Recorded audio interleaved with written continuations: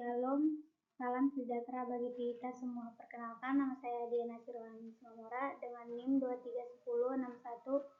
23161121246 dari kelas Dasar-Dasar Pengelolaan Lingkungan kelas A. Di sini saya akan mempresentasikan perkiraan dampak penting pada pengelolaan lingkungan sosial dan ekonomi. Yang pertama tuh ada pendahuluan. Lingkungan sosial mencakup hubungan sosial, adat budaya, sistem ekonomi lokal, dan akses terhadap pelayanan publik. Saat proyek pembangunan dilakukan, sering terjadi perubahan pada aspek-aspek ini, seperti gangguan interaksi sosial akibat tenaga kerja pendatang, gesekan budaya, serta dampak seperti kebisingan, polusi udara, dan kemacetan yang mengurangi kenyamanan hidup masyarakat sekitar. Perencanaan dampak lingkungan melalui AMDAL bertujuan untuk memprediksi, mengidentifikasi, dan juga mengelola dampak pembangunan agar keseimbangan manfaat tercapai bagi masyarakat. Namun, implementasi AMDAL seringkali menemui tantangan seperti kurangnya pengawasan dan rendahnya partisipasi masyarakat dan perencanaan. Selain itu, proyek kerap kali lebih berfokus pada target waktu dan anggaran sehingga langkah mitigasi untuk dampak sosial ekonomi tidak sepenuhnya dilakukan. Akibatnya, masyarakat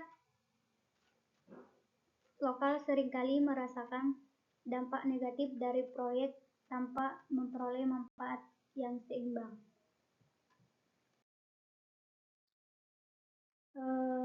Dampak penting pada lingkungan sosial. Dampak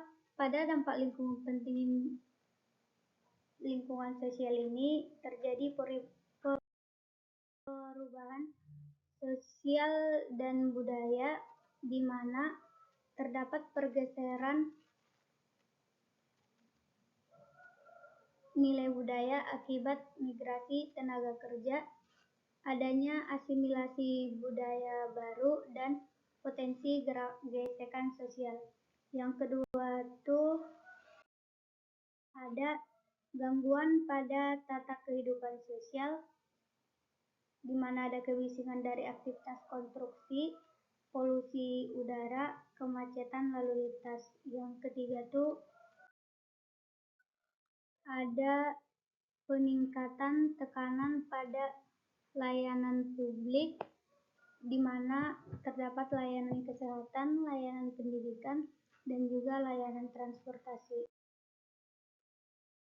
Yang kedua itu ada dampak penting pada lingkungan ekonomi. Pada dampak lingkungan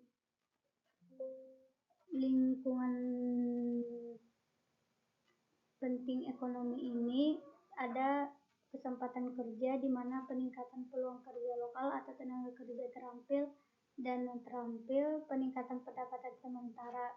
Yang kedua itu ada perubahan harga tanah dan properti, di mana ada kenaikan harga tanah dan properti, keuntungan bagi pemilik lahan, dan beban bagi penduduk tanpa lahan. Yang ketiga itu ada dampak pada UMKM, di mana terdapat peningkatan permintaan barang dan jasa lokal dan juga tantangan persaingan dengan bisnis besar.